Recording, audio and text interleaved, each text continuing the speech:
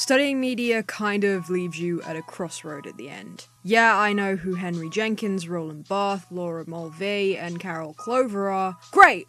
You think anyone wants to listen though? Nope. Well, what if I explained things in pop culture using what I learned? And given my goal is to professionally teach this stuff one day, why not? Still, no one is probably going to listen, but here goes. Serial Experiments Lain. Serial Experiments Lain is often considered a very confusing series. It came out in 1998, originally written by Chiaki J. Konada, and has since gained a small but very devoted cult following. The series is praised for being ahead of its time and how it predicted internet culture in the 21st century. People point to this as a reason as to why the series is so interesting and how it gains such a die-hard fanbase, even with only 13 episodes. The show clearly displays a large amount of research that went into it, exploring how we use and relate to media and the internet, as well as giving little bits of computer history with the likes of Vannevar Bush and Ted Nelson. But an excellent way to explain the series is with a different theorist, one who managed to predict the internet in the 1960s. That man is Marshall McLuhan, a man you will eventually grow so damn sick of as a student, and will maybe learn to appreciate later on. Thank you, McLuhan.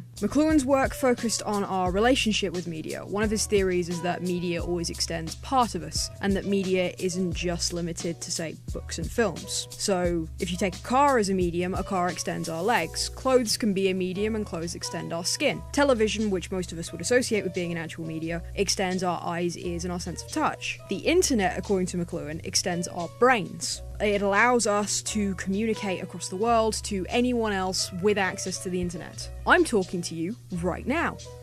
Right now. Currently, my brain is expanding through the wires, reaching out to you, wherever you are.